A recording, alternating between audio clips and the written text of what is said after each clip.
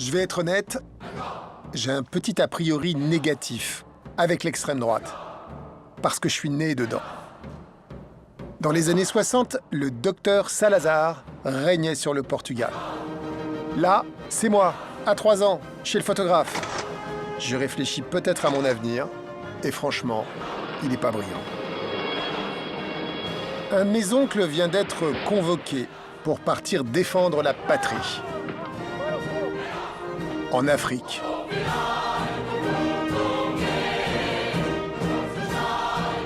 Un autre de mes oncles s'était mêlé de politique. Il avait fini en prison. Bon, en vérité, c'est tout le pays qui était une prison.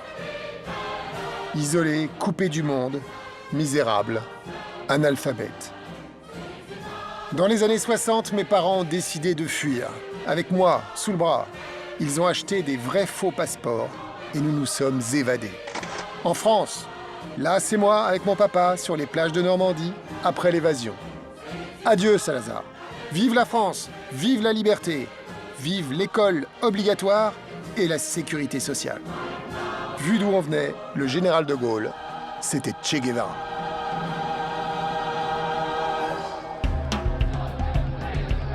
Un jour, au Portugal, les jeunes soldats en ont eu marre de mourir pour la patrie.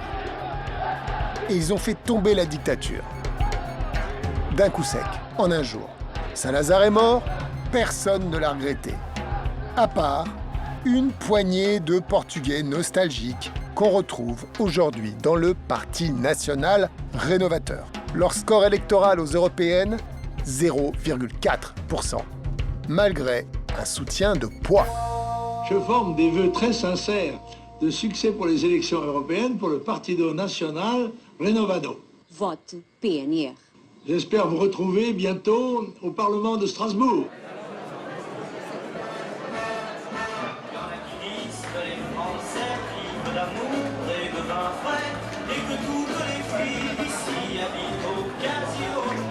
On est tombé sur des ouvriers d'origine portugaise qui votent Front National parce que ça leur rappelle Salazar. Qu'est-ce que vous en pensez? Comme ça. Ouais, des gens comme Ah ça. oui, vous n'avez pas Qu'est-ce trouvé que vous en d'Allemand pensez, vous à qui ça rappelait Hitler, non, par hasard? non. Ah, c'est dommage, parce que c'est Vous en pensez disponible. quoi, vous C'est généralement disponible, ça, en permanence. Ça ne vous dit rien? Et puis aussi des Espagnols qui pensaient Franco. Et puis, Ce qu'on peut vous dire, monsieur, c'est que ne fatigue pas trop, le reportage qui est fait est un reportage qui sera hostile au Front National. Par conséquent, ça n'est pas la peine de trop te fatiguer à donner des explications supplémentaires. On arrête maintenant. Sur un malentendu, j'avais réussi à me glisser à la galette des rois du FN.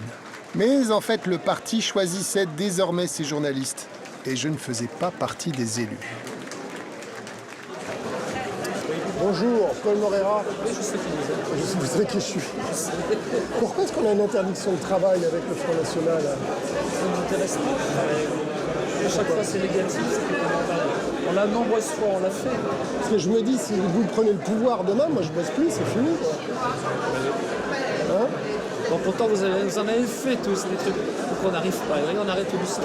Au milieu du temps, on arrive. Vous pouvez me citer un reportage que j'ai fait sur le Front National? Ah, pas vous, non. Mais Bah alors, vous préjugez de ce que je vais faire. C'est ça qui est formidable. 99,9% des gens à qui on a fait confiance, en particulier pour la chaîne plus, à chaque fois, ça a été un fiasco. Je n'étais donc pas le seul à nourrir un a priori négatif. Nous partions à égalité. Les règles du jeu étaient claires. Ils allaient me compliquer la tâche. Quant à moi, j'allais devoir feinter.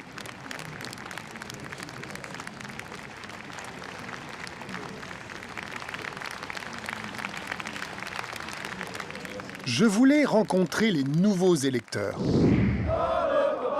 Non, pas des caricatures. Pas de gars comme ça. Non, ni comme ça. Ni comme ça. Non, désolé les gars. Non. Ça passe sur quelle chaîne, ça? Sur Canal, mais ça va vraiment pas être possible. Non, moi je voulais rencontrer des gens comme tout le monde. Bonjour. Prendre le risque de devenir leur ami. À ce moment-là, vous dites, moi de toute façon, je vote Front National. Vous le dites. Oui, j'ai dit ça, oui. Je voulais les écouter sans les juger. Et vous vivez avec cette idée qu'une guerre est possible à l'intérieur de ce pays entre musulmans et... Une guerre civile, certainement, oui. Pourquoi vous voulez pas leur dire? Eh bien parce que je les veux pas là. Et des partenaires sociaux. Je voulais saisir le moment où ils avaient basculé, raconter la coulisse. J'ai sauté, mais j'avais pas de parachute et malheureusement, j'avais tous les gars d'ArcelorMittal avec moi. Et on s'est fracassés tous ensemble, et moi compris. Je voulais aussi démasquer ceux qui les influençaient. Vous ouvrez le Coran à n'importe quelle page et il y a écrit « il faut tuer les juifs, il faut tuer les chrétiens ». Alors je vous ai apporté le Coran, je voudrais que vous me montriez... C'est bien, lisez-le. Ben non mais, montrez-nous. Eric, c'est pas par là. C'est pas par là? C'est dommage qu'on n'a pas vu ça avant. Vous ne rentrez pas dans la salle, sinon je vous fais expulser. C'est pas compliqué. Pourquoi? Pourquoi? Parce que... Cette histoire va s'étaler sur plus d'une année. Pas n'importe quelle année. Une année qui a changé la France.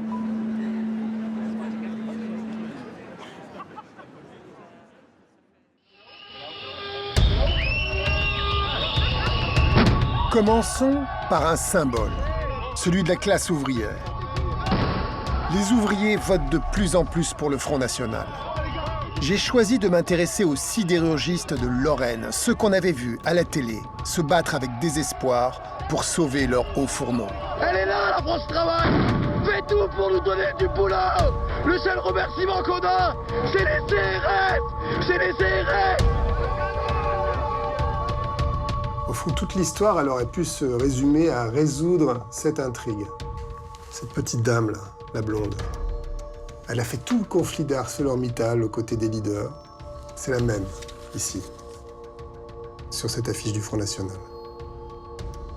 Et le plus dingue, c'est qu'entre ces deux images, il y a quelques semaines à peine.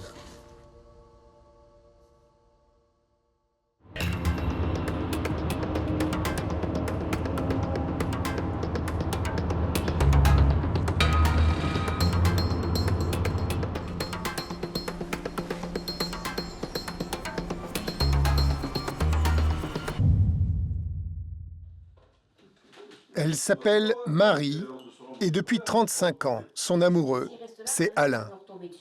Elle est secrétaire de rédaction, il est ouvrier. Il travaille comme sous-traitant pour ArcelorMittal. Jusqu'en 2013, ce sont des militants syndicaux qui ont toujours voté à gauche. C'est pour lui qu'elle s'est battue. Quand Arcelor a commencé à rencontrer les premières difficultés avec Mittal, je me suis sentie plus que concernée, puisque mon mari travaille pour une boîte sous-traitante, une boîte qui ne pouvait pas se permettre de faire grève parce que déjà qu'ils étaient sur la tangente. Je me suis dit, si moi je peux, par ma personne, par ma présence, faire quelque chose, je dis, j'y vais.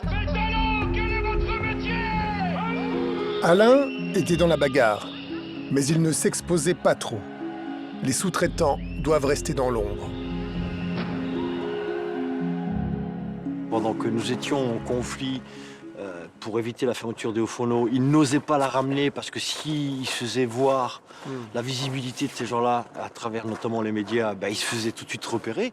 Et donc leur employeur leur disait surtout faites pas de bruit, ne vous montrez pas trop parce que ça risque de se retourner contre nous si demain ça redémarre. Sauf qu'une fois que le couperet est tombé, ça redémarre plus et puis il n'y a plus personne pour s'occuper d'eux. C'est dramatique.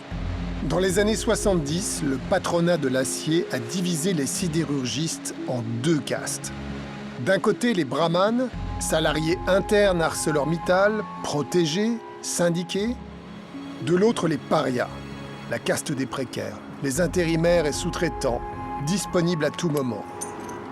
Ils sont très nombreux dans les hauts fourneaux. Concrètement, vous faisiez quoi comme travail? Est-ce que la même chose que ce que faisaient les salariés Arcelor ou vous avez des boulots plus durs? Pas du tout, plus dur. Exposé à la chaleur, à l'amiante, au silice, tous les trucs les pires qu'il y a. Parce que tous les salariés chez nous, arrivés à un certain âge, tous on a de l'amiante, tous on a de la silice. Il n'y a personne qui arrive centenaire.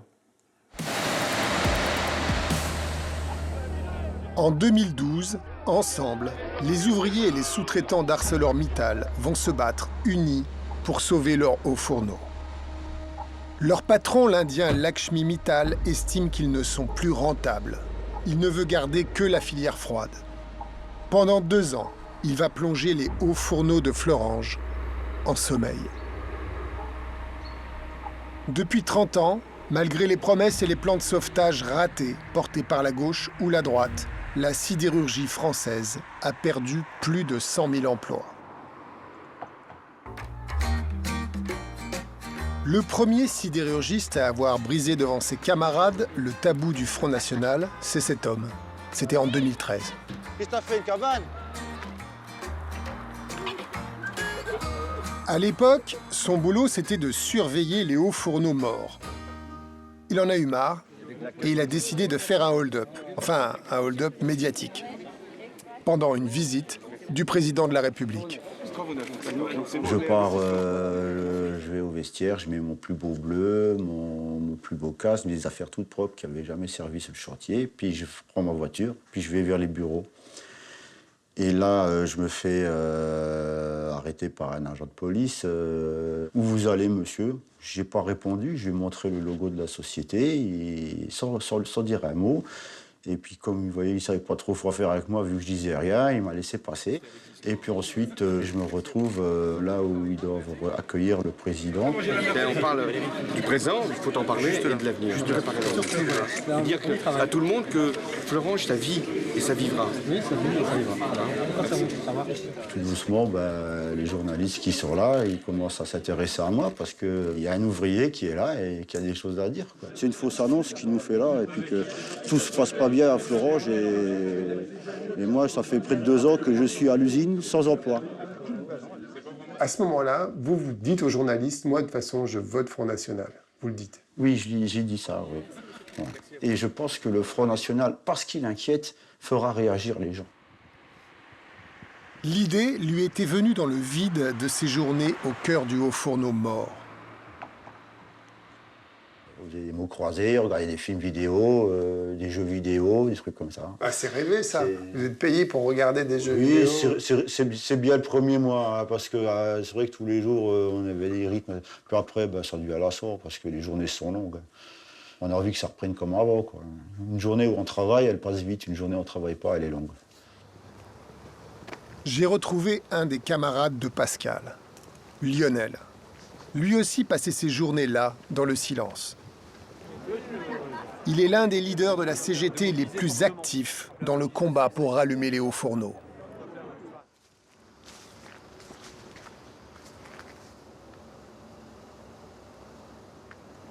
On était seuls. Et même pour la petite histoire, je me souviens, il y avait énormément de chats, quoi. Parce qu'on a l'impression que on a l'impression que la nature reprend ses droits. Il y a la végétation, mais il y a aussi les animaux, quoi. On donnait même des noms aux chats, quoi. On nourrissait les chats, quoi. Non, mais c'était, enfin, je veux dire, c'était quand même une situation qu'aujourd'hui j'aimerais plus revivre du tout. Et en l'occurrence, voilà, le collègue qui a dérivé vers le Front National, c'est ce qu'il a vécu, tout comme moi, tout comme d'autres, pendant 2 ans de sa vie. Pascal, depuis qu'il était gosse, il rêvait d'autre chose. Il voulait travailler au cœur du volcan, comme son papa. Quand j'étais enfant, mon père il me racontait son travail.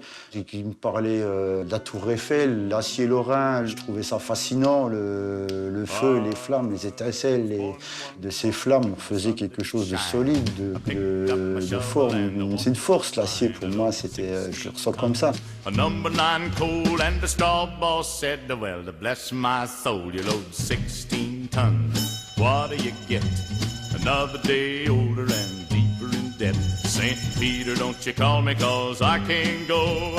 I owe my soul to the company store.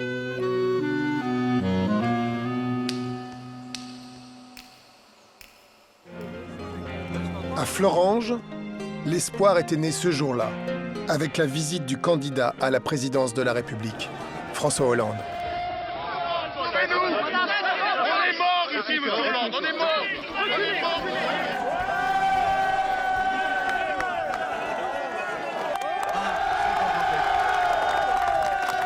C'est vrai que tout au long du combat, on s'accrochait qu'à une chose. On se disait, il va y avoir les élections, il faut qu'on joue le tout pour le tout. Je suis conscient de la crainte, l'angoisse qui est la vôtre. Je sais ce que vous espérez, c'est-à-dire que les hauts fourneaux puissent rouvrir. Enfin, j'ai entendu le message de notre ami intérimaire. Il y en a ici beaucoup qui sont finalement les variables d'ajustement et à qui l'on fait subir un sort qui est souvent injuste, indigne. Je ne veux pas ici vous faire des promesses que je ne serai pas capable de tenir. Ce qui compte, c'est de parler et de tenir parole, parce que c'est ça qui fera la différence au moment du choix, je l'espère, de l'élection présidentielle. Vous avez tous voté Hollande, en gros, c'est ça? Eh oui, eh oui, eh oui.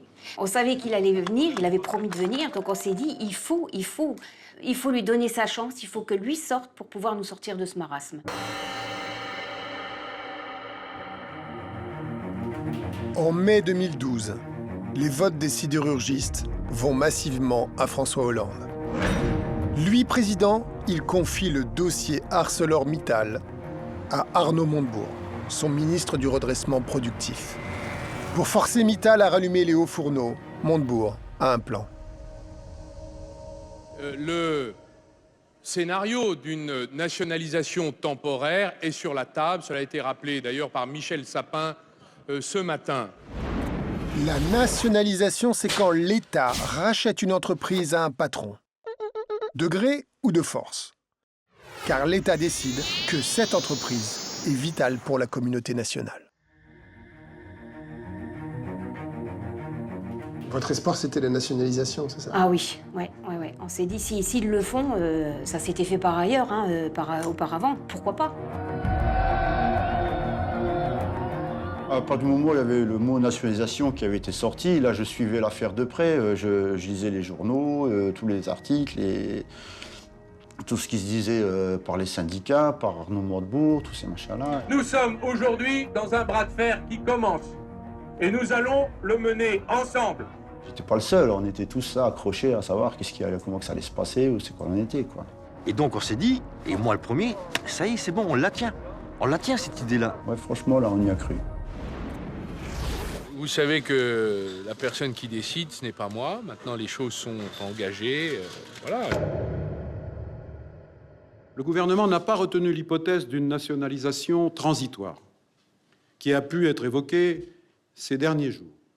Il a écarté cette solution qu'il a obtenue du groupe ArcelorMittal. La nationalisation, c'est-à-dire l'expropriation par nécessité publique, peut certes être nécessaire. Ça m'a serré le cœur, hein. Je dis, mince, alors, qu'est-ce que c'est cette histoire-là? On nous parle de nationalisation depuis des mois maintenant, et là, à la fin, tout dernier, ils se recroquevillent. Je dis, ça y est, ils se sont fait avoir. On s'est vraiment là senti abandonné, voilà. Putain, traître. Une rage interne, ouais. J'avais l'impression que j'avais un feu bouillonnant en moi qui me disait « Mais pourquoi t'y as cru? Pourquoi tu t'es laissé avoir comme ça, quoi ?» Et dans certaines têtes, y compris la mienne, s'est insinué un doute. Un doute sur lequel prospère le Front National. L'idée que les ministres obéissent à des logiques plus fortes qu'eux, voire à des forces obscures. J'ai l'impression qu'être président de la République aujourd'hui, c'est à titre honorifique. Alors elle se fait où, la politique? Quelque part, quand même. Les grands centres monétaires, la Banque centrale européenne, le Fonds monétaire international, les grandes décisions, elles doivent se prendre là. Elles doivent se prendre là. Et peut-être même encore qu'au-dessus, il y a des grands trusts. Un Mittal, un Rothschild, c'est ceux-là, pour moi, qui dirigent le monde. L'imagination galope d'autant plus que personne n'est venu expliquer ce qui s'était passé dans la coulisse. C'est des extractations au plus haut niveau, nous on ne sait pas. Mais je crois que même Édouard Martin exactement ne le sait pas aujourd'hui, je suis sûr. Je sais parce qu'il nous l'aurait dit. Pourquoi il ne nous l'aurait pas dit? C'est pas normal de laisser les ouvriers dans le flou. C'est dans cette pénombre que grandissent les théories du complot. Mais moi je pouvais savoir. Après tout, j'étais la télé, non?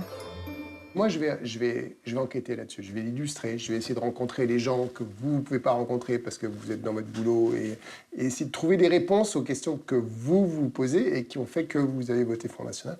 Et je viendrai vous voir avec. OK? OK? Ça tombait bien, Arnaud Montebourg avait un peu de temps de libre.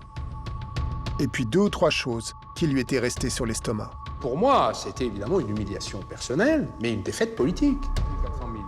Alors, est-ce que l'ordre venait de l'étranger? Nous avions le pouvoir de nationaliser cette entreprise. En tout cas, ce morceau d'entreprise.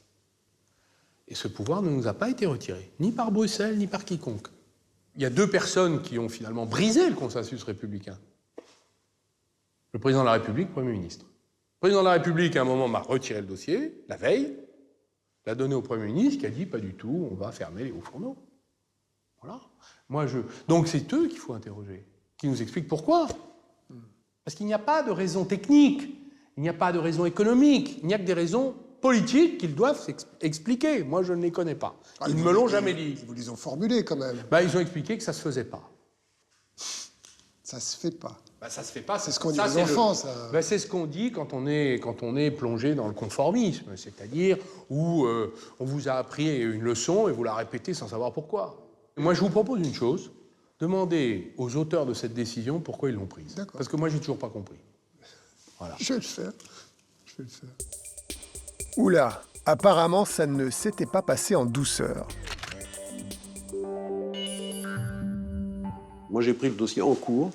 Et quand je l'ai pris en cours, là, j'ai effectivement été tout de suite convaincu que l'option nationalisation, c'était pas une option qui respectait les gens, parce que c'était pas une option viable. Imaginons qu'on nationalise. Donc l'État investit, et il fallait investir très cher, hein, pas loin d'1 milliard d'euros, tout compris. Mais on n'était pas certain qu'ayant produit de l'acier, l'État devenant producteur d'acier, que cet acier serait vendu. Il n'y a jamais eu de promesse du candidat François Hollande pour nationaliser ce site industriel, ou un autre d'ailleurs. Écoutez, le président de la République m'a laissé avancer, a protégé mon avancée, même. C'est-à-dire qu'il a demandé à certains de mes collègues dans le gouvernement qui n'étaient pas d'accord avec la proposition de nationalisation, ce qui est normal, il y a des débats dans le collège gouvernemental, de ne pas me critiquer publiquement, donc de me laisser avancer. Donc je me suis senti soutenu, pas seulement senti, je crois que je l'avais convaincu. C'est incroyable quand même de se dire que dans un gouvernement où vous devriez tous communiquer les uns avec les autres, il y a un ministre important, Arnaud Montebourg, qui va à la télévision, qui déclare partout que la nationalisation, c'est ce qui va se faire, qui va le dire aux ouvriers. Ça n'a jamais été tranché. Mais pourquoi vous ne le contredisez pas, alors? Mais je le regrette, personnellement, que ça ait été géré de cette façon. Parce que si on avait été plus simple et clair dès le départ, on n'aurait pas semé, en quelque sorte, une forme d'illusion. Et donc et de désillusion. Ça ne me plaît pas, ça, parce que c'est pas une manière de respecter les gens. La veille de l'annonce supposée de la nationalisation, le ministre Montebourg rencontre le plus proche conseiller du président de la République, un jeune énarque qui a de l'avenir, Emmanuel Macron. Montebourg croit compter en lui un allié. Il se trompe. Je me souviens de cette formule d'Emmanuel Macron. On saute en parachute avec toi, la veille. J'ai sauté, mais j'avais pas de parachute, et malheureusement, j'avais tous les gars d'ArcelorMittal avec moi. Et on s'est fracassés tous ensemble, et moi compris. Voilà ce qui s'est passé. Pascal était vraiment curieux de voir ce qu'on avait ramené. Nous avions le pouvoir de nationaliser cette entreprise.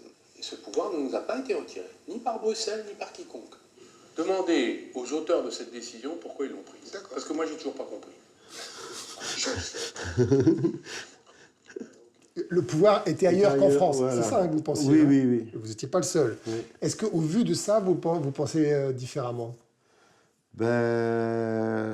Montebourg, il a l'air convaincant quand il dit on avait le pouvoir.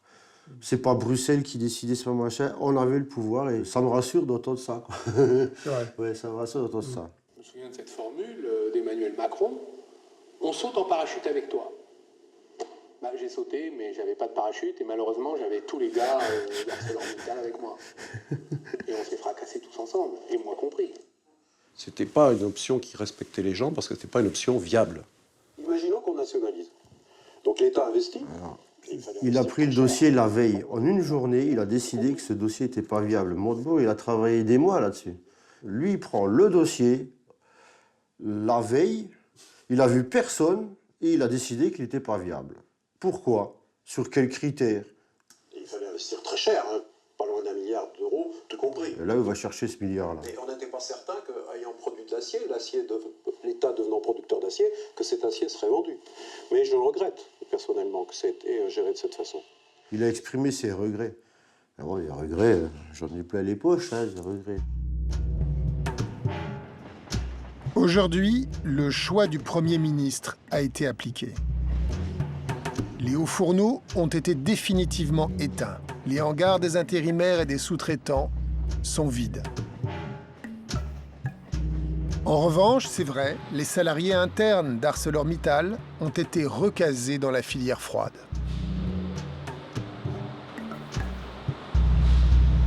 On va dire c'est triste. La sidérurgie, elle s'éteint tout doucement. Moi, je suis sidérurgiste de père. Mon père était déjà dans la sidérurgie, j'ai mon frère qui est dans la sidérurgie. Moi, je suis dans la sidérurgie. Et je pense que nous, on va être les derniers, je pense.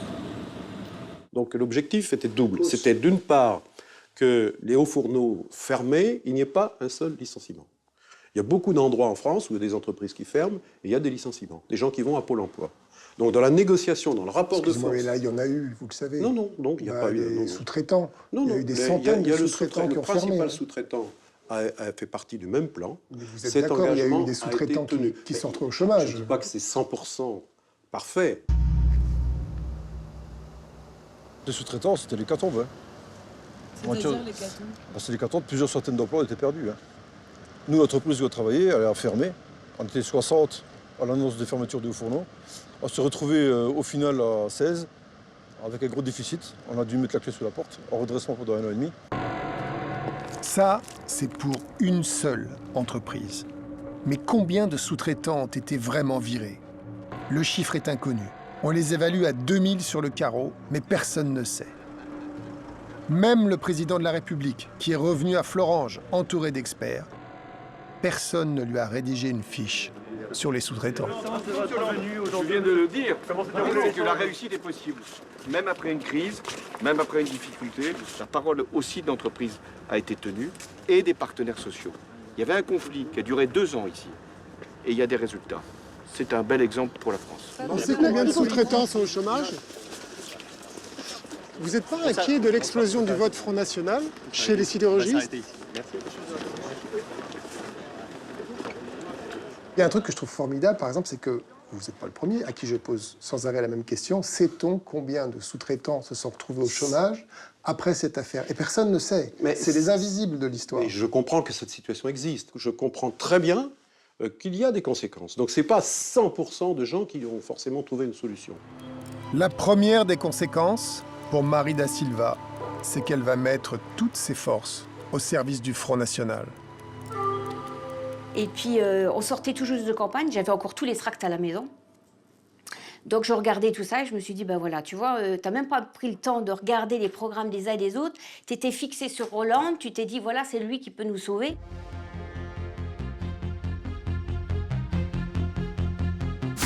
Après, je suis passée à Marine Le Pen et puis plus je lisais et plus je m'y retrouvais. Je me disais, après tout, pourquoi pas?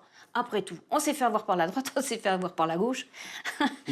Non, on peut pas. Pire que ça, on peut pas, quoi. Il faut faire autre chose.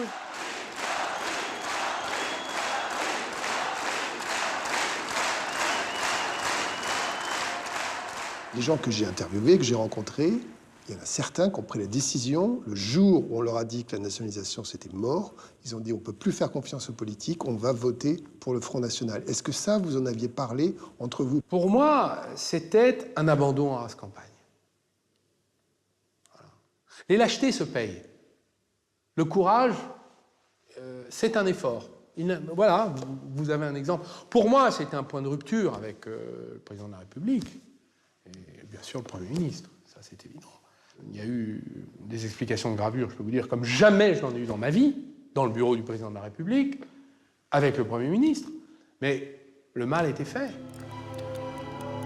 Lionel Buriello, le leader de la CGT, est choqué de voir des camarades passer au FN.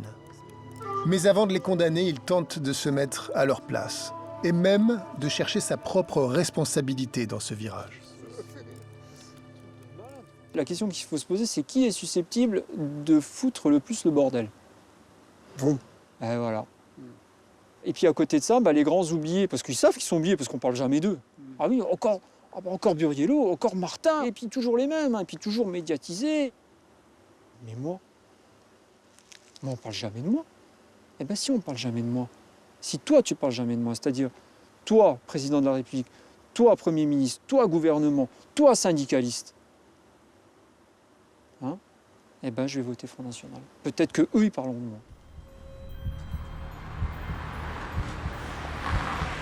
J'ai pris contact via Facebook avec Fabien au mois de mars. Fabien, c'est Fabien Angelman, un ancien employé communal, syndicaliste lui aussi, et candidat du Front National à Hayange. Il m'a rappelé au mois de juillet en me disant qu'il fait un tractage sur le marché, donc juillet 2013. J'ai été donc faire mon premier marché avec lui, distribution de tracts, et j'ai démarré tout bêtement comme ça, quoi. Vous auriez imaginé il y a 2 ans tracter pour le Front National? Pas du tout. Oh non, oh là là, loin de là. Vous les preniez à l'époque? J'aurais cru que j'aurais eu honte il y a 2 ans. Ah ouais. Et vous êtes retrouvé numéro 2 de la liste. Oui, oui. Ce qui, quand même, était un indicateur fort qui manquait de cadre politique, non? Oh oui, oui, parce que moi, je n'y connaissais rien. Je n'y connaissais rien.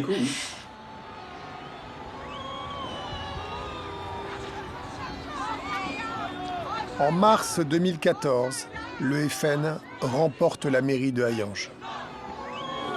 C'est du racisme, c'est pas de la démocratie. On sera contre eux toujours, on les combattra. On va les niquer là où ils sont.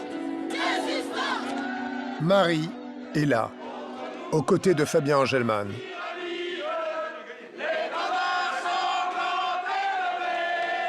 C'est aussi le travail d'équipe, avoir un programme local, proposer vraiment une alternative crédible à la population et montrer notre côté sincère. Voilà, il y a la sincérité. Mais Fabien Angelman est-il vraiment sincère? Assez vite, Marie va commencer à en douter. Du jour où on lui a posé l'écharpe sur les épaules pour dire qu'il était maire, ça a été fini, quoi. Monsieur Polanco, veuillez sortir le public qui gêne le bon déroulement du conseil municipal. Regardez le respect. Regardez le sifflet, monsieur.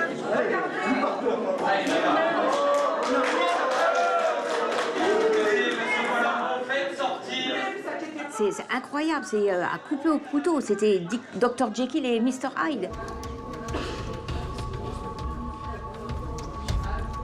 Dans les mois qui vont suivre, Marie da Silva va aller de surprise en surprise. Pour l'heure, nous quittons Hayange et sa mairie Front National. Mais nous reviendrons.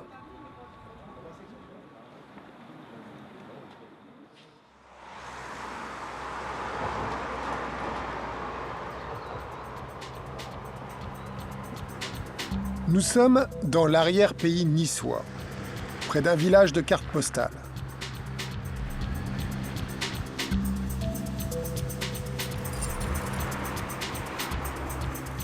Mais la femme que nous venons voir n'habite pas là. Elle habite dans une entrée de ville, semblable à toutes les entrées de ville de France, entre le Leclerc et la pompe à essence.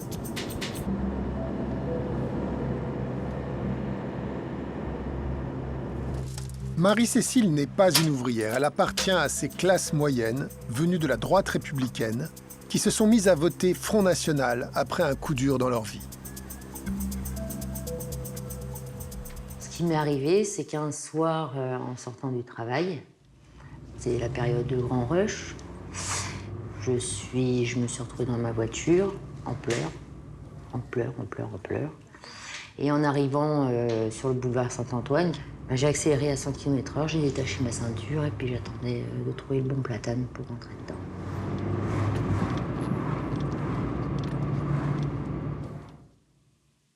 Et en roulant les larmes aux yeux, j'ai eu un déclic, c'est-à-dire je ne sors pas du travail, je vais chercher mon fils à l'école. Et c'est ça qui a fait que j'ai décéléré, que j'ai remis ma ceinture. C'est trop bien? Ouais. Ouais. Ah, même les activités où t'as pas participé? Qu'est-ce qui, dans le travail, parce que c'est lié au travail, cette violence, qu'est-ce qui était si dur à vivre dans le travail?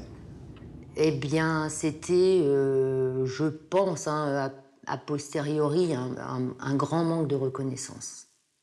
Un grand manque de reconnaissance, beaucoup de reproches. Mais alors les compliments, les félicitations, les encouragements, peanuts, zéro. Que des reproches, que des reproches, que des reproches. Et toujours accablé, accablé, accablé. Tu m'ouvres, Romain, s'il te plaît. Marie-Cécile a fui Paris et elle s'est retrouvée seule avec son petit garçon, sans boulot. Elle n'a toujours pas ouvert ses cartons de déménagement. Être maman seule avec un petit garçon, c'était tout juste l'enfer sur Terre, quoi. Oui, en 8 ans, j'ai fait l'équivalent de 9 déménagements. Ça, c'est quoi? C'est un dessin que tu as fait? Aujourd'hui, on se retrouve un petit peu isolé et en souffrance. Mais quand je vais me relever, il faut que tout le monde se cache sous les tables parce que c'est la bombe à retardement, en fait. C'est la bombe à retardement. Alors déjà, tu t'installes correctement, s'il te plaît. Allez, s'il te plaît, Romain. Est-ce que, par exemple, le fait d'avoir à un moment donné, où vous êtes dit j'en ai marre, je vais voter Front National, est-ce que ça participe de ça Oui, je pense oui. C'est ma manière à moi d'exploser, oui. Parce que je n'ai pas l'intention d'imploser. Parce que quand je pense que l'État aide des personnes qui arrivent en France, qui n'ont jamais travaillé en France, qui n'ont jamais cotisé... Marie-Cécile l'a vu sur Internet. Les étrangers sans papier siphonnent toutes les aides sociales. Et même, ils passent sans vergogne devant les Français.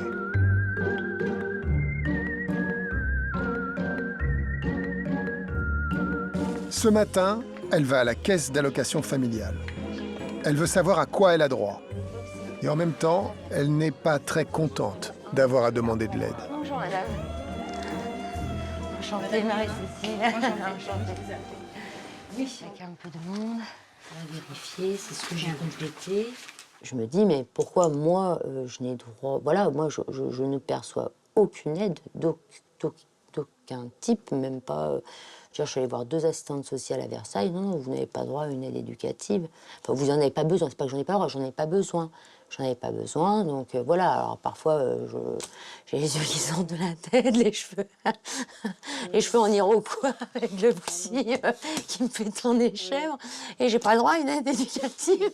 Je veux dire, 2 assistantes sociales m'ont reçu. Je dis, vous savez que l'année dernière, j'ai fait un burn-out. Je me suis retrouvée 15 jours à l'hôpital, 3 mois en arrêt maladie.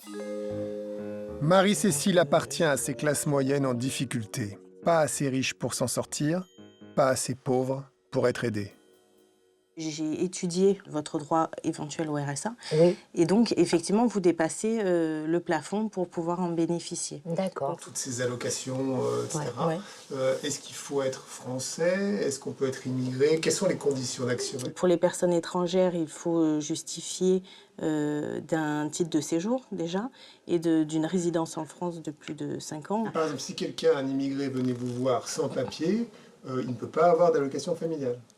Ni allocation familiale, ni RSA, non, non. Non, rien du tout. Ah non, voilà. Bon, voilà quelque chose Très à bien. clarifier. Oui, parce qu'on entend tellement de choses. Bien sûr. C'est les allocations, plus ça, plus ça, plus ça. Et au final, naïvement, j'y crois.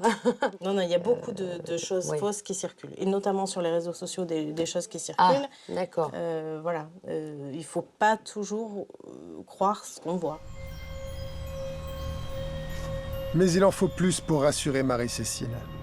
Elle se sent isolée, vulnérable. Elle imagine la situation exactement inverse chez les musulmans, solidaires, soudés. Les couples n'existent plus, les familles sont démantelées, c'est chacun pour sa pomme, et puis c'est très difficile. Et j'aurais tendance à dire que cette population profite de cette situation de crise grave, dire, bah voilà, chez nous, on est toujours sur pied, on est toujours solidaires, on est toujours musulmans, je veux dire, voilà. Marie-Cécile alimente sa peur sur Internet. Elle fait partie de ces nombreux Français qui ne croient plus dans les médias. Pour moi, l'information, c'est de la désinformation. Sur Internet, je découvre beaucoup de choses dans toutes les grandes villes de France. Les musulmans pris en pleine rue et bloquent des quartiers entiers. Voilà. L'image que nous montre Marie-Cécile a été filmée à Barbès, à Paris, dans le 18e arrondissement. Elle tourne en boucle sur Internet. L'extrême droite présente ses prières comme la preuve irréfutable de la conquête musulmane dans les rues de France. Et vous savez qui a lancé ce truc? Non, pas du tout. Vous n'avez pas peur d'être manipulé? Absolument pas, puisque on reconnaît bien ce qui se passe aujourd'hui. Je veux dire, ça correspond à la réalité. Hein. On voit ces gens-là arriver chez nous à vouloir nous retirer toute liberté du jour au lendemain. Vraiment, vraiment ils essaient de vous retirer vos libertés à vous? C'est l'impression, enfin, honnêtement, c'est ce que je sens arriver. C'est ce que je sens arriver. Mais pour l'instant, c'est pas vraiment arrivé, non? Pas encore. Vous imaginez vraiment qu'un jour, quelqu'un vienne vous voir, vous, Marie-Cécile, et vous dise « ça serait bien que tu mettes un foulard sur la tête ». Je suis pas la seule à le penser. Alors, c'est vrai qu'on passe un peu pour fou. Si jamais vous découvriez qu'il y a du mensonge dans ce qu'on vous vend, là, est-ce que ça changerait votre manière de voir les choses? Non. Non. Non? Ah ouais. Moi, j'ai l'impression à vous entendre qu'on va vers la guerre entre musulmans et... Une guerre civile, certainement, oui. Nous quittons Marie-Cécile en lui promettant d'enquêter quand même sur les prières de rue. Nous reviendrons la voir dans quelques semaines avec les résultats de nos recherches. Nous verrons bien alors si son opinion évolue.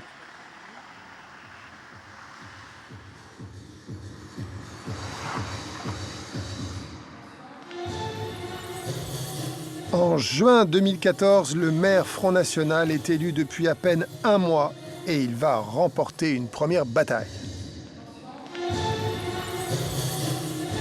Il barre la route à une école de danse orientale qui lui demandait une salle pour ses répétitions.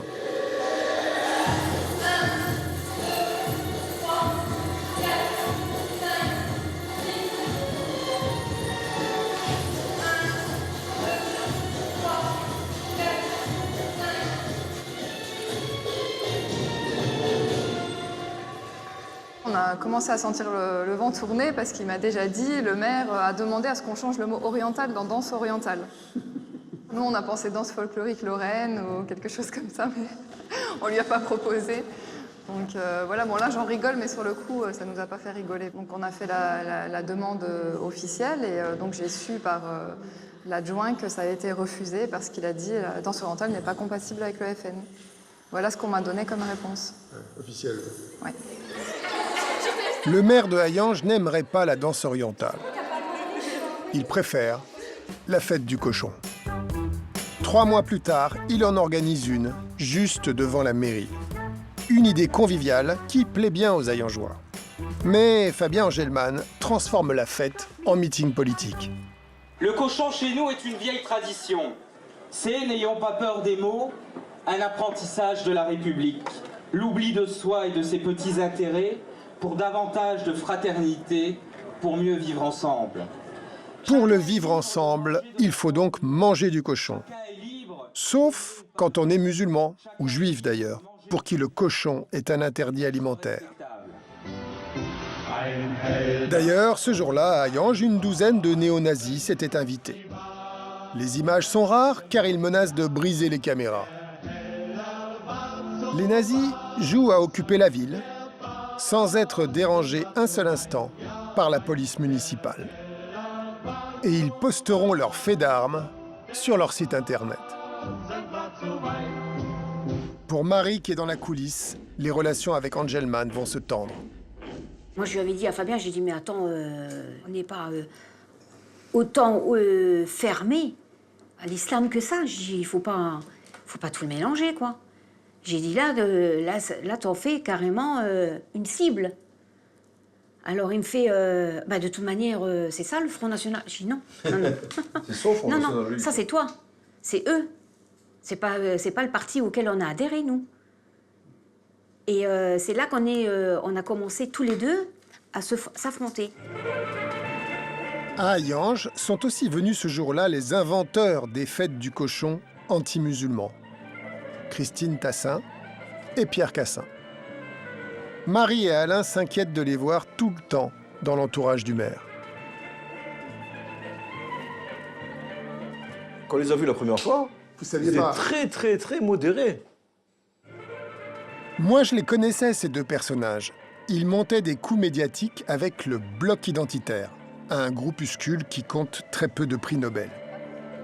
Le cochon était leur animal totem. Ils voulaient sauver le saucisson, qui, paraît-il, était menacé. Mais qu'ils sachent une chose, c'est que la France et l'Europe ne seront jamais une terre musulmane.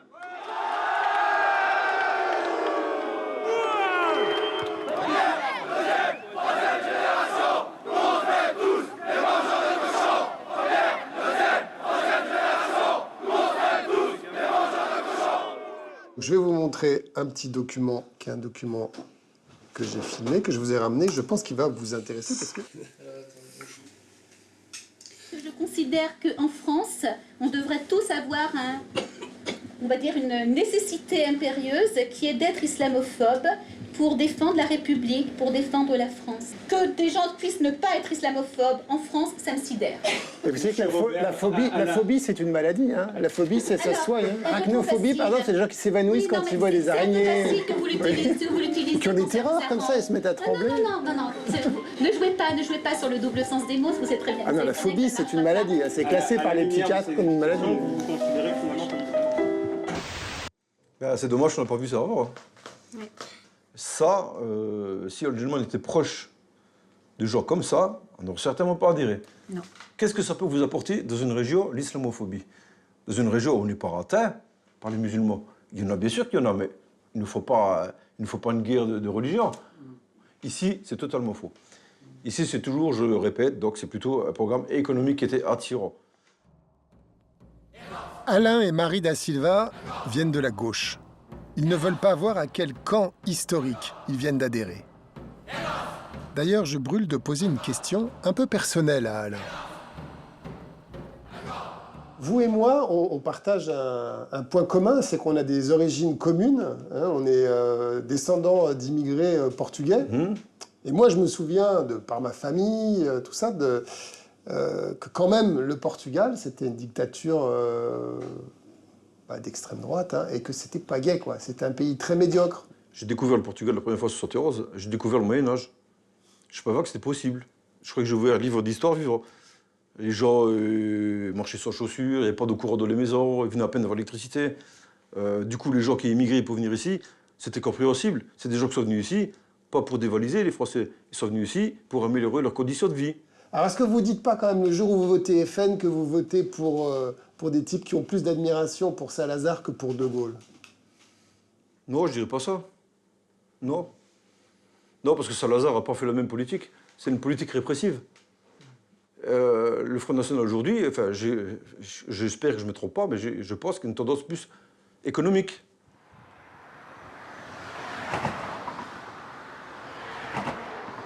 En octobre 2014, Marie et Alain veulent encore croire au FN.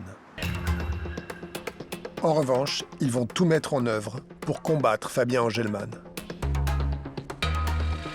Notamment en dénonçant des irrégularités financières dont ils ont été témoins pendant la campagne. Marine Le Pen, vous lui en avez parlé de votre conflit avec Fabien Engelmann? Pas directement, puisque je ne l'ai jamais vu. On a eu juste un échange de mails. Mais ça a été difficile pour moi, hein, parce que c'était quand même... Il fallait quand même prendre la décision de dire on va tout casser. Voilà. Parce qu'on s'est battu pendant presque un an pour gagner ces municipales. Et au bout de 6 mois qu'on avait la mairie, se dire ça y est, on fait tout tomber.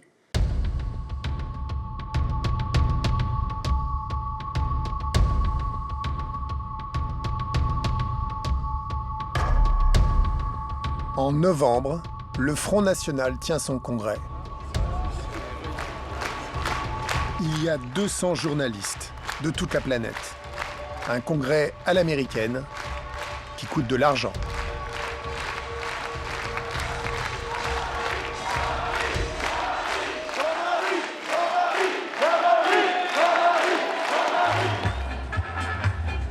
À l'autre bout de la ville, quelques milliers d'antifascistes manifestent. En leur sein, se sont glissées 300 personnes masquées, inidentifiables. Des anarchistes, dit-on. Mais en fait, on n'en sait rien. Au bout de quelques centaines de mètres, ils cassent des abribus et la vitrine d'un tailleur turc. Étonnant spectacle de ces commerçants immigrés défendant leurs magasins face à des émeutiers prétendument antifascistes. Moi, je vais vous enculer, moi. On va aller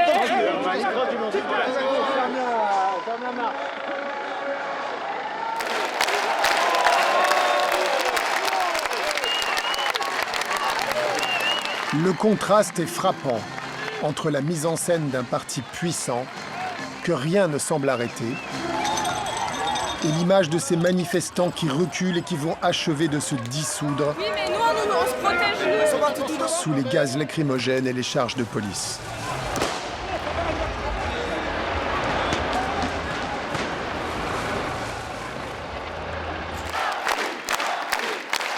Le discours final de Marine Le Pen est un mélange des genres qui a un parfum de déjà-vu. Marine Le Pen, la socialiste, attaque le pouvoir de la finance. Il n'est pas surprenant, hélas, que cette Union européenne soit devenue un gigantesque parc d'attractions pour les multinationales, les marchés financiers et les technocrates qui leur font la courte échelle. Mais la foule ne sort vraiment de sa torpeur que lorsqu'elle entend Marine, la nationaliste. Je n'aurais pas la cruauté d'évoquer la République laïque, qui n'est plus qu'un souvenir évanoui par des années d'immigration massive, de soumission aux revendications des fondamentalistes. Tout y passe, le contenu des manuels scolaires, les repas dans les cantines, les horaires séparés dans les piscines, les vestiaires, les jours fériés, les exigences vestimentaires, la construction de salles de prière.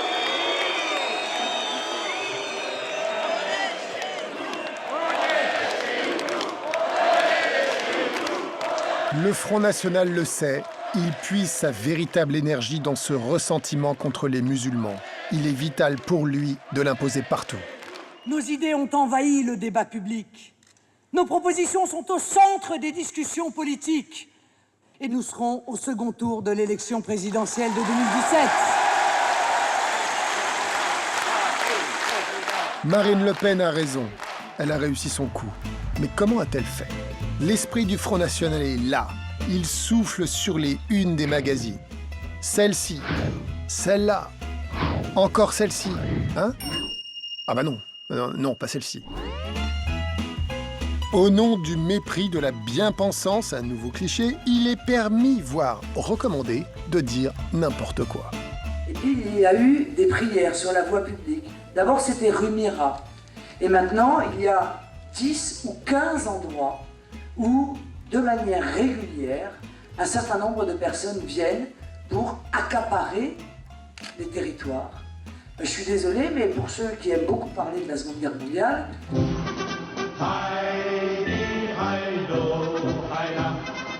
s'il s'agit de parler d'occupation, on pourrait en parler. Je pense qu'il faut quand même être un peu dur et dire qu'il y a un certain affichage de différence qui est insupportable. L'assimilation, oui, ça suppose d'éradiquer un petit peu quand même les différences à la schlag.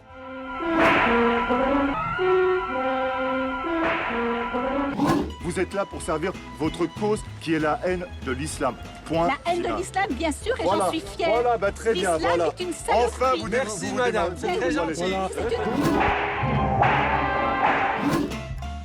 Même sur iTélé du groupe Canal+, mon cher employeur que je salue au passage, on peut prendre peur en écoutant certains chroniqueurs. Il faut bien comprendre d'abord que vous ouvrez le Coran à n'importe quelle page et il y a écrit « il faut tuer les juifs, il faut tuer les chrétiens, Dieu les maudit, il faut tuer les infidèles, etc. » Il n'y a pas besoin d'aller lire la Drummond. Bible, et la Bible. La Bible, il y a écrit. La Bible d'abord, dans les évangiles, il n'y a C'est pas les écrit ça. bisounours Non, et l'Ancien Testament. dans la Torah, il y a écrit. Oui, il y a écrit, mais qu'est-ce qu'il y a écrit? Il y a écrit « il faut tuer Amalek ». Vous connaissez un Amalek, vous? Ah ouais, donc le Coran, c'est un peu comme Mein Kampf, mais en pire. Un appel au meurtre à chaque page.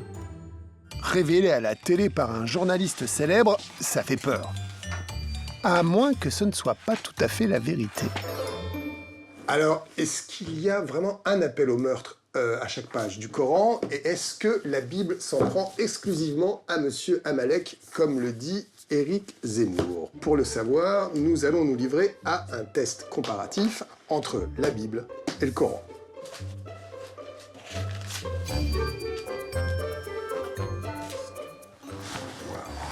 Il y a quand même des sacrées scènes de bataille dans la ville. Et ça, c'est la liste des villes massacrées. Homosexuels, on les lapide, la femme adultère, on la lapide. Saisissez-les et mettez-les à mort partout où vous les trouvez. Et même Jésus qu'on prend toujours un peu pour un hippie, ceux qui ont refusé que je devienne leur roi, amenez-les-moi ici et égorgez-les devant moi. Jésus. Les appels au meurtre. Dans le Coran, on en a trouvé 6, et dans la Bible, on en a trouvé 13. Alors, mensonge ou bavardage de bistrot? Ou peut-être bien qu'Éric Zemmour avait une lecture du Coran différente de la nôtre. Nous l'avons appelé, nous lui avons écrit, mais il n'avait jamais le temps de nous parler. Alors, nous avons décidé d'aller le rencontrer par surprise à Bruxelles. Il parlait devant un club très sélect de grands patrons. C'est raisonnable. Qu'est-ce qu'il a dit? Il a dit que les anciennes valeurs disparaissaient et n'étaient pas renouvelées. Il est vrai que moi qui était une éducation bourgeoise et religieuse, la religion, le père de famille, l'école, le maître d'école, ça a été fort important. Maintenant, tout ça a un peu changé. Bonjour Monsieur Zemmour, j'ai sollicité une interview auprès de vous de Canal+. Oui, vous savez, je voulais vous demander, parce que je vous ai entendu souvent sur e-télévision.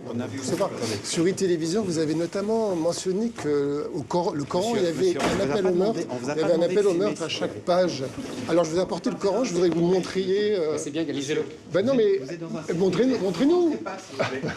Éric, c'est pas par là. Vous êtes contre le débat démocratique, Éric Zemmour? Je débat pas avec vous. Ben non, attendez, pourquoi? Lisez-le. Pourquoi? Parce que j'ai pas envie, je débat avec qui je veux. Ah, d'accord, ok. On s'inscrit à la conférence de presse. Donc, en fait, la démocratie, c'est pas votre problème.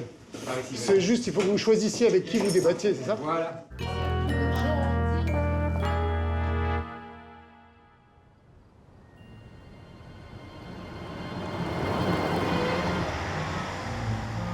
Les idées du FN, elles sont aussi relayées chaque jour par des centaines d'anonymes.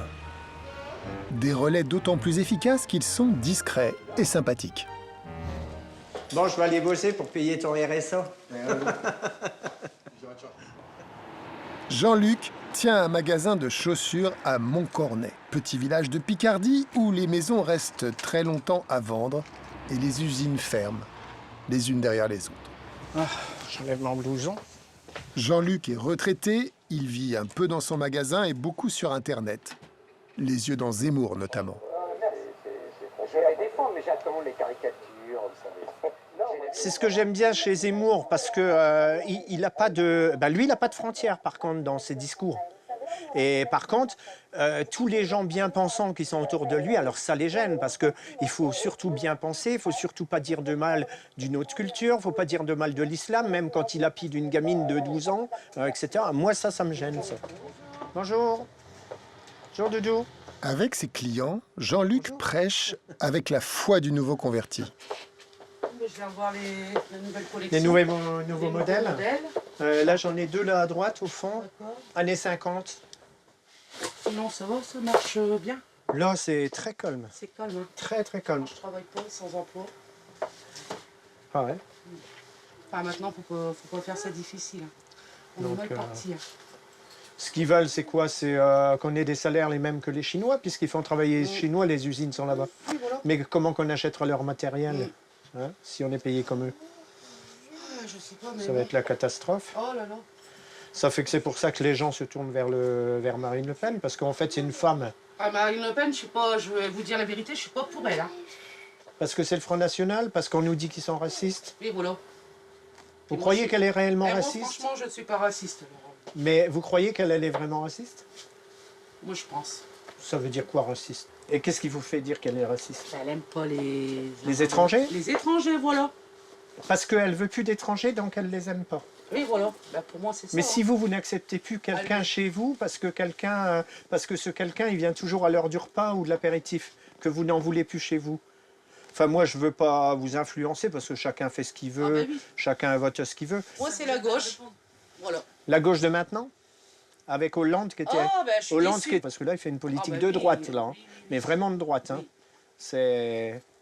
Là, c'est franchement, on va aider les grosses entreprises, les gens comme les propriétaires de Carrefour, Auchan et tout ça, ils sont à l'étranger, en Suisse, etc. Ils ne payent pas d'impôts en France. Ben non. Hein, et puis ceux-là, on les privilégie. Pourquoi vous avez toujours préféré voter à gauche?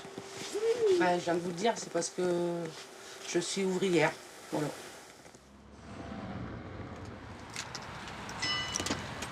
Le soir, après avoir fermé sa boutique, Jean-Luc rentre chez lui.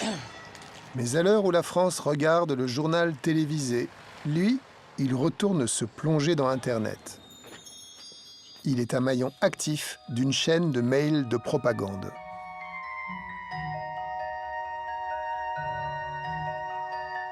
Il y a combien de gens qui sont dans les chaînes mail? Il y a des tas de gens. La France entière, l'Europe, le monde. Et je clique partager et je les envoie à tout mon agenda. Ces 50 personnes-là, ils peuvent très bien les renvoyer à toutes leurs adresses qu'ils ont dans leur agenda. Mais ça, c'est plus discret, cette histoire de mail. Voilà. Ouais. On peut toucher plus de monde sans être vu. Voilà. Par exemple, on ne peut pas t'attaquer parce que c'est une boîte mail, c'est une boîte aux lettres. Normalement, c'est anonyme. On ne peut pas t'attaquer parce que tu as envoyé ça à un tel ou à un tel.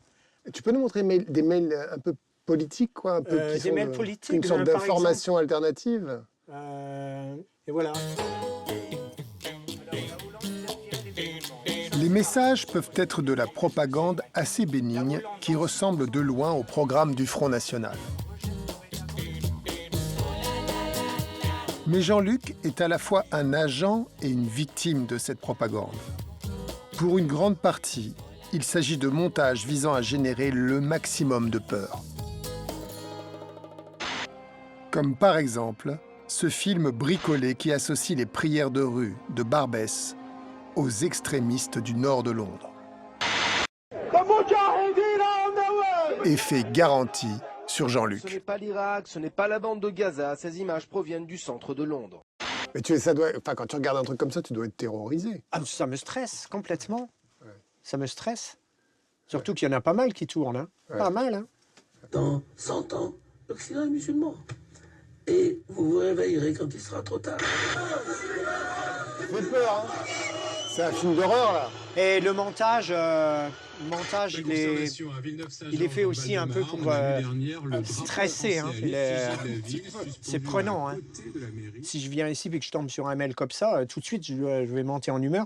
Puis après, je me dis, oh là là, Jean-Luc, fais attention à ce que tu lis, à ce que tu fais, parce que rentre pas dans le truc du lavage de cerveau, etc. Quoi, tu vois. Parce que tu te méfies, en fait. Je me méfie. Parce que j'ai pas du tout envie qu'on me dirige dans un chemin que je veux pas prendre, tu vois. Ouais. Mais ici, tu es au contact de musulmans ici? Non, pas du tout ici. Ouais. Il y en a quelques-uns, mais non, ils sont très bien. On discute ensemble, ils viennent me voir au magasin. Non, puis il n'y a pas beaucoup d'étrangers. Donc en fait, le seul endroit où tu as ressenti cette espèce de truc de domination, c'est à Aubervilliers. Aubervilliers et sur les marchés. Chercher des chaussures, voilà, quand je vais chercher pour mon commerce. Ouais. Tu vois, Aubervilliers, ils marchent bien à l'aise, les bras bien écartés, bien fiers en regardant en l'air avec leur grande barbe, leur jet là-bas, et que tu es obligé de descendre du trottoir, qui se mettront même pas en biais pour te laisser passer. Tous, ils disent bonjour, eux, non. Un lundi matin, nous prenons la route, avec Jean-Luc, vers Aubervilliers. Je veux voir de près ces fameux musulmans qui l'obligent à descendre du trottoir.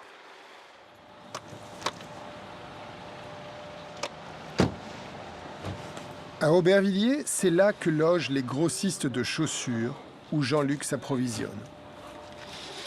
Et en vérité, des musulmans, on n'en voit pas des masses. Dans un magasin, j'en croise 3. Ils sont venus acheter des objets coraniques en plastique, fabriqués en Chine. Et c'est vrai, l'un d'entre eux nous tourne le dos. C'est mal poli. Mais franchement, à Aubervilliers, il y a bien plus grave que ça. Il y a les paires de baskets chinoises à 4 €. J'aimerais bien, elles sont en combien? Celui-là, c'est à 4. 4 €. J'aimerais bien un carton, comme ça. C'est vraiment pas cher. Hein. Ah non, c'est pas cher. Rien de tel qu'un voyage à Aubervilliers dans le sentier chinois pour comprendre le formidable effet de diversion que représente l'islamophobie. L'islam effraie plus qu'une petite paire de baskets à 4 €.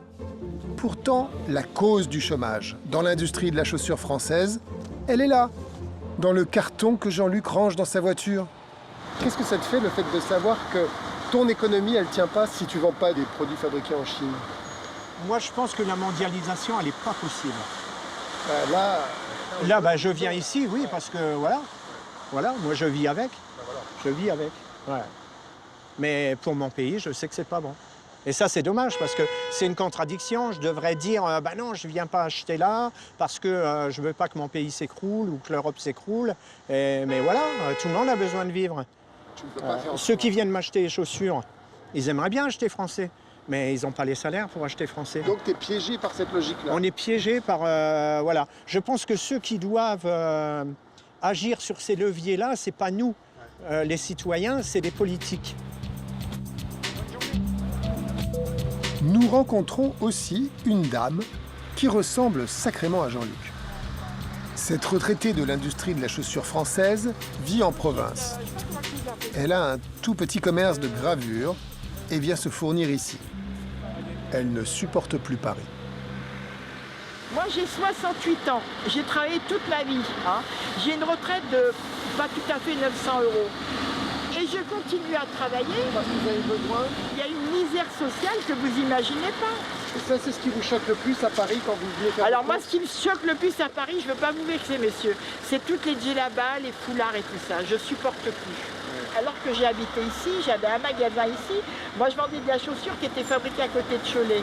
Mais chez moi, la chaussure française, je ne pourrais pas la vendre. Je vais vous dire, j'achète pas de produits chinois, j'en veux pas. Ouais. Je n'en veux pas. On est envahi par ces gens-là. Vous n'avez jamais été tenté par le Front National, par exemple? Mais ça m'arrive de voter Front National. Ça m'est arrivé. Ouais. Pas par conviction, mais juste par ras-le-bol. Mais je ne suis pas toute seule, alors que je suis quelqu'un de gauche, et je dirais même d'extrême gauche, où j'étais 15 ans au Parti communiste. Mais on est nombreux comme ça, du PC, où on va voter FN. Moi, j'étais socialiste, je suis Front National maintenant, mais moi, c'est par conviction. Oui, tandis que moi, non, moi, c'est juste par ras-le-bol. Mais là, avec Marine, on a moins peur, parce que c'est pas une femme qui nous fera une dictature. Mais monsieur, ce qu'elle raconte, elle vous raconte du blablabla. Non, c'est pas vrai. Mais attendez, vous savez, je vais vous dire, le problème, c'est que politiquement, vous n'êtes pas à un niveau top. Je dirais que vous êtes un bac moins 10. Non, mais je suis franche. Parce que la politique, non, mais c'est vrai. La politique, vous la connaissez pas. Mais entre ce que Marine Le Pen vous dit et la réalité, c'est deux choses différentes. Il y a donc des électeurs du FN qui n'aiment pas le FN. Décidément, c'est un drôle de voyage. Ce soir, c'est conseil municipal à la mairie d'Hayange. D'accord. Bah, écoute, Depuis plusieurs semaines, j'ai sollicité une interview du maire. C'est non pour l'interview. Mais le directeur de la communication m'a bien repéré. Les caméras sont pas autorisées à l'intérieur, je suis désolé, mais c'est comme ça. Ça peut être public, mais pour un point presse après, vous ne rentrez pas dans la salle, sinon je vous fais expulser. C'est pas compliqué. Pourquoi? Pourquoi? Parce que il existe. Plus ou moins discrètement, je réussis à me glisser dans le public. Je suis assis, ou pas? Attendez, je comprends pas là. Moi, je comprends très bien. Vous avez une caméra là-bas, vous filmez là-bas. Ah oui, tout le monde ou personne, attendez. Tout le monde ou personne. Donnez-nous l'article qui interdit à la presse d'entrer dans le conseil municipal. Ici, c'est l'opposition. Plutôt de mon côté.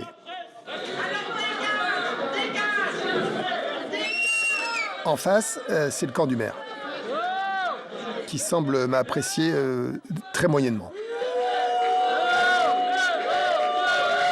Monsieur, s'il vous plaît, je vous demandais pour apaiser les tensions de venir. C'est vous qui créez des tensions, moi je ferai aucune tension. Simplement de venir avec nous. Moi, Pourquoi cette personne gêne? Elle est assise avec sa caméra. c'est une consigne que j'ai reçue, j'ai un travail, je l'applique. Et je compte. C'est légal ou pas? Voilà. On applique cette loi. C'est tout le monde, personne, la loi, c'est comme ça. Non, non, mais attendez, regardez tout ce qui se passe là. Pourquoi vous en prenez à moi? Vous avez des consignes sur moi? Allô là, ça change là. Vous avez des consignes sur moi? Pourquoi vous en prenez qu'à moi? Il y a des caméras tout autour. Est-ce que vous avez des consignes spécifiques sur moi? Regardez tout autour de vous, il n'y a que des caméras, monsieur. Regardez tout Ils sont tous dedans. Vous avez perdu, ils sont tous dedans. Vous avez perdu, monsieur. Laissez tomber, ils sont tous dedans. Devant le nombre, la police municipale finit par plier. Je reste. Écoutez, le bon déroulement du conseil municipal, c'est le silence. Voilà, c'est la règle dans toutes les municipalités. Et là, je n'accepterai pas des troubles ou des débordements.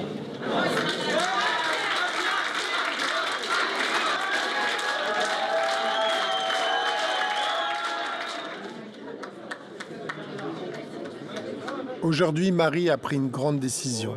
Elle nous a donné rendez-vous après le conseil municipal. Je demanderai à la police municipale d'évacuer les troubleurs de troubles. Monsieur Monsieur le maire, c'est s'il une vous remarque. plaît, non, je ne vous donne pas la parole, s'il vous plaît.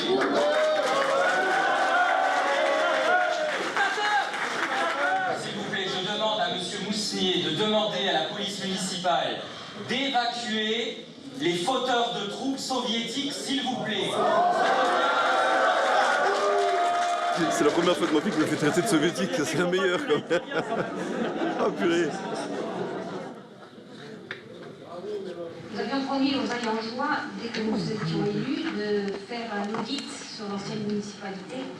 Je voudrais savoir où en est cet audit parce que nous sommes bientôt au mois de novembre et nous n'avons jamais eu d'éléments là-dessus. Ce point ne figure pas à l'ordre du jour. Je vais respecter scrupuleusement l'ordre du jour et on va s'arrêter là. Vous n'avez pas répondu. Le point 16, rémunération des Non, monsieur le agents. maire, vous allez répondre. Madame la Silva, si vous continuez, je vous fais également évacuer.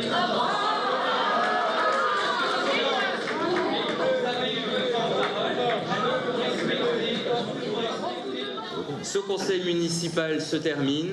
Merci à toutes et à tous d'y avoir participé. À la prochaine fois. Je regrette pas d'avoir été au Front National. C'est comme voyager dans un pays qu'on croit beau, et au final on revient déçu. On a quand même apprécié un peu quoi. C'est pas. Vous avez apprécié C'est le un autre paysage, monde. quoi. C'est un autre monde, j'ai vu un peu autre chose. Après les révélations de Marie da Silva sur des irrégularités financières, les comptes de campagne du maire ont été invalidés.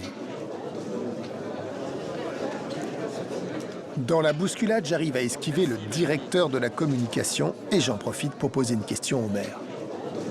Alors Marine Le Pen, elle vous a dit quoi sur la validation de vos comptes de campagne? Eh bien, Marine Le Pen se réjouit qu'il n'y a pas de fraude. Il n'y a aucune fraude sur le rejet de mes comptes de campagne, hein. Aucune malversation. Et ça, effectivement, ça nous réjouit et ça nous conforte également. Oui, mais est-ce que vous êtes sûr et certain qu'il n'y a pas une autre procédure judiciaire qui pourrait se préparer? Aucune autre procédure judiciaire. Vous en êtes sûr? On n'est jamais sûr de rien dans la vie, mais vous en savez peut-être plus. Oh, je pose la question. Un mois plus tard, le maire sera condamné par le tribunal administratif à 1 an d'inéligibilité. Il fera appel. Marie prend la parole. Vous avez assisté ce soir. Là, aujourd'hui, j'ai énormément de peine. Énormément de peine. Parce que j'avais tout donné. J'avais donné de ma personne.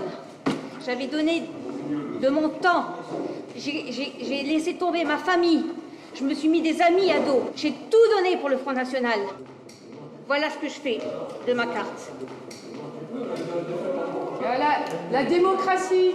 Hein, voilà. L'adjointe au maire, Madame Boudet, qui était les Lumières.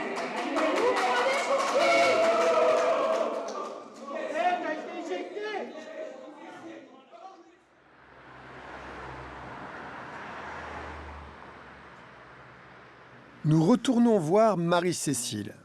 Nous lui avions promis d'enquêter sur ces fameuses prières de rue qui inquiètent beaucoup les électeurs du Front National. Voilà, c'est la rue. D'accord. La mosquée était là. La porte de la mosquée était là. Bon, les gens priaient ici et là-bas aussi. Hein. Bon, voilà. La mosquée, qu'on voit partout sur Internet, elle n'existe plus. Elle a été démolie depuis 2 ans. Les images étaient anciennes.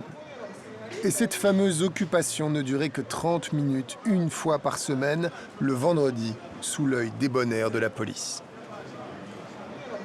Vous aviez l'impression d'occuper militairement la rue? Non, non, non, c'était pas une occupation parce qu'on demandait tout simplement où on pouvait aller pour faire la prière, tout simplement.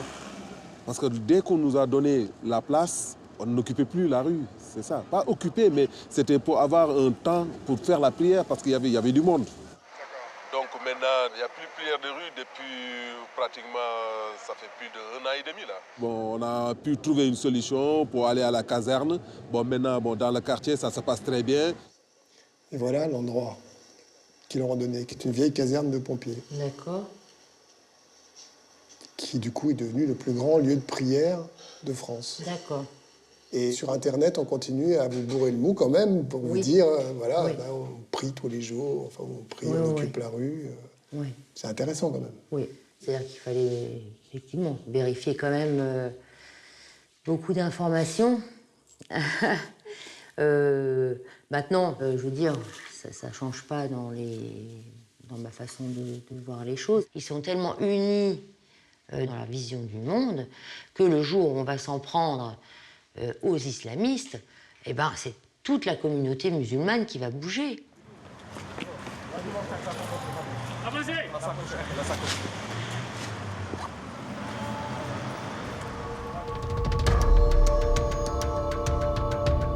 Le 7 janvier, il se passe un truc grave, juste de l'autre côté de la porte de mon bureau.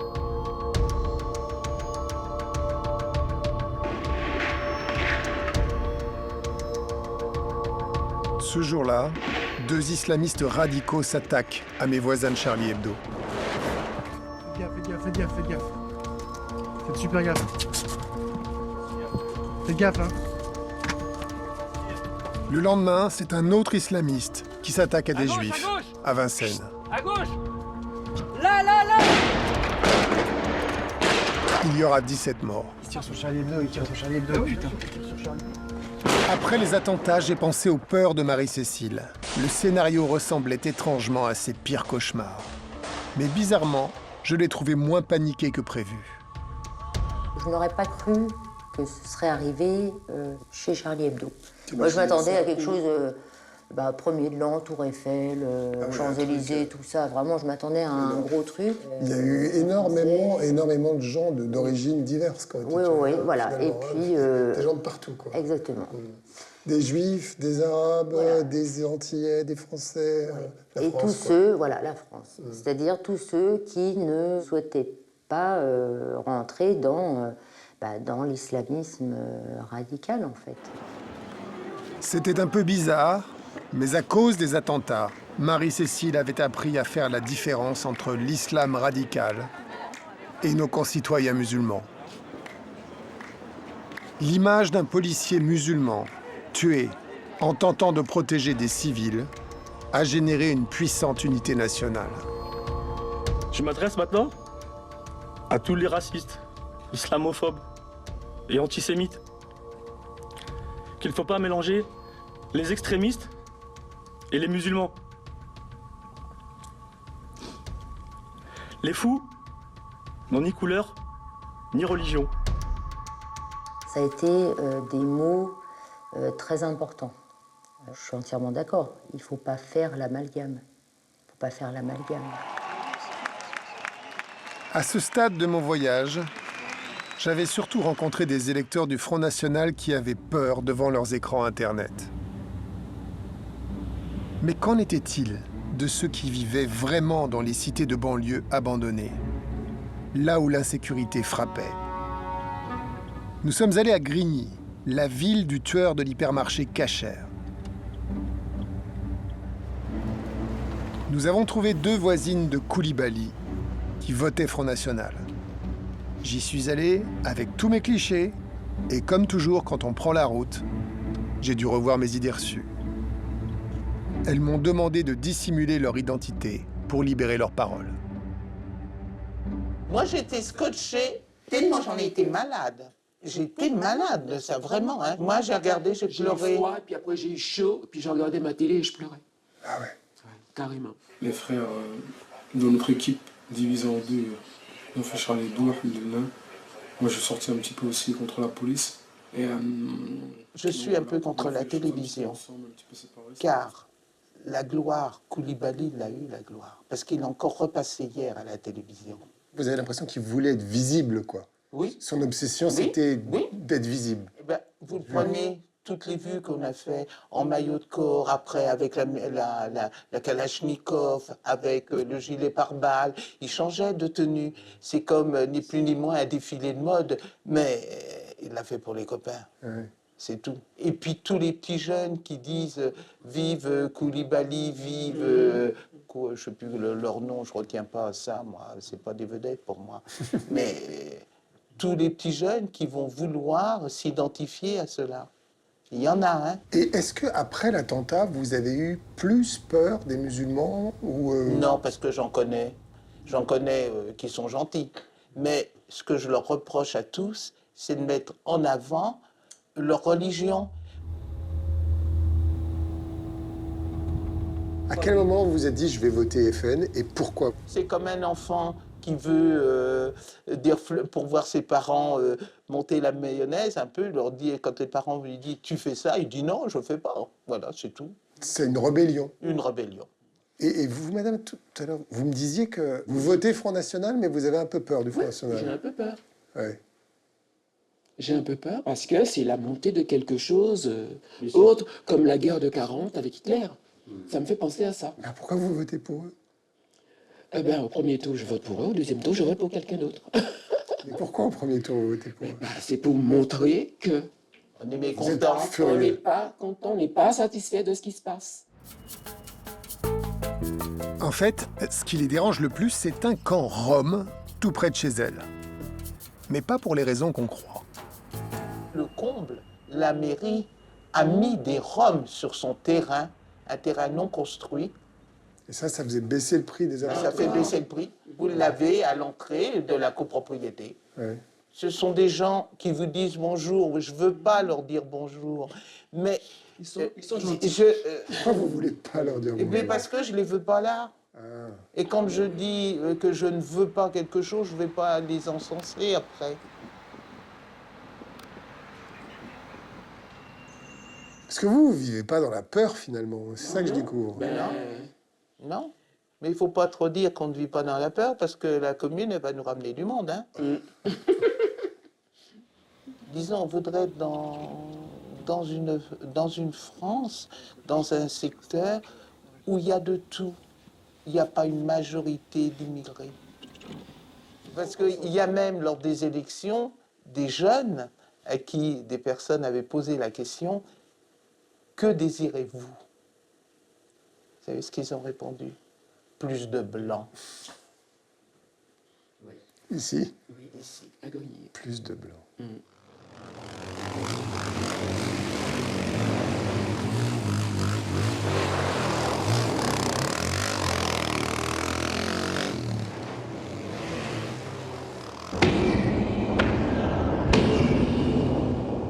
On raconte que dans certaines banlieues, des décennies de ghetto ont fini par générer chez quelques jeunes une énigmatique sympathie pour le Front National, y compris parmi certains musulmans.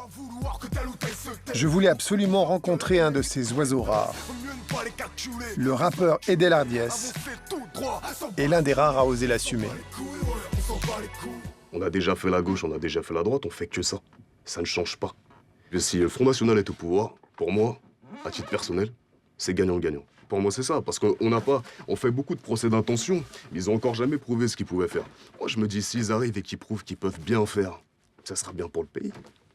Par contre, le pourquoi tu commandes, la richesse de la France sais-tu, ses pillages, ses colonies, sa participation à l'esclavage sais-tu, que le gros de ces thunes viennent des blessures de l'Afrique, gros je sature. Vous êtes d'origine africaine, je crois, d'origine musulmane, je crois, et c'est quand même une option incroyable. Enfin, je veux dire, je vous pose la question parce que tous les gens qui vont vous voir, ils vont se dire c'est incroyable que quelqu'un comme vous puisse envisager d'envoyer au pouvoir un parti où plusieurs fois a été exprimé de manière extrêmement claire le fait que les races étaient inégales, qu'il y avait un problème avec l'islam. Alors, par rapport à ça, je vais vous répondre. Déjà, il y a beaucoup de gens qui trouvent pas ça incroyable. Le Front National, qu'ils soient racistes ou pas, c'est pas le souci.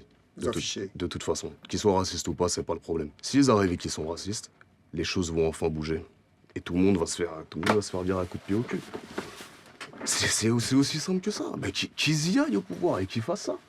Et puis là, on fera changer les choses. Et puis là, comme ça, on saura. 9-4, 9-3, Maghreb France, j'ai toujours mes valeurs, ma hardiesse, ma... Est-ce que c'est un positionnement marketing? Absolument pas. Parce que c'est ce qui reste à prendre, finalement, c'est d'être un rappeur d'extrême droite. Non, parce que pour moi, être patriote, c'est pas être d'extrême droite. Patriote, ça veut pas dire raciste. Patriote, ça veut pas dire xénophobe. Patriote, ça veut pas dire antisémite, islamophobe ou ce genre de choses. Patriote, c'est aimer son pays. Sont-ils nombreux, ces jeunes qui hésitent entre le conservatisme et la stratégie du chaos? Edel Hardiès nous en a présenté 4. Donc, le seul parti politique français qui n'est pas invité au dîner du CRIF, c'est le Front National. Oui, bien sûr. Le seul parti politique qui n'est pas invité en Israël, c'est le Front National. Voilà. On a tout dit. Est-ce que vous n'avez pas l'impression de jouer un peu avec le feu, avec tout ça? Mettre le FN au pouvoir, ça c'est pas jouer avec le feu? Mais on est déjà en train de se brûler, on est déjà en feu là. On est calcinés là. La Palestine, elle est calcinée, mon frère. Les banlieues, elles sont calcinées, les gens, ils arrivent plus à manger. Et combien il y a de gens au Resto du Cœur qui arrivent à trouver un emploi, un logement? C'est comme si là, il y a quelqu'un qui est en train il y a un corps qui est en train de mourir. Nous, on veut sortir le défibrillateur. Et vous nous dites, faites pas de défibrillateur, vous allez l'électrocuter. Vous risquez de l'électrocuter ou son cœur, il va lâcher. Mais il est en train de mourir. Le FN, c'est le défibrillateur. Oui, que ça soit parce que ça soit soit parce qu'ils vont réussir leur truc, leur pari, ou soit parce qu'ils vont le rater. Parce que le fait de le rater va réveiller tout le monde. C'est un choc, on veut créer ce choc en fait. Peut-être que certains aspects de sa politique vont nous toucher nous directement. Vont nous créer vont nous créer des problèmes à nous directement. On est conscient de ça, mais comme on n'est pas politique, on veut réveiller la France. Donc on prend peut-être le risque. Vous prenez le risque de votre propre sacrifice. Exactement. Moi personnellement, voilà, il y a des choses que je partage pas, mais je partage vraiment pas avec le FN parce que, certes, oui, ils vont pas nous expulser, ils vont pas nous virer, mais ça va peut-être inciter les gens à l'islamophobie, à la peur de l'autre, l'étranger. Mais moi, un noir, ce que je te réponds avec ça, imaginons même que ce truc-là se passe, qu'est-ce qui va se passer? Tu crois que ça va pas être la révolution? Tu crois que ça va pas péter de partout? Personne va nous mettre dans des canons, c'est impossible. Et c'est impensable, ce n'est pas impossible.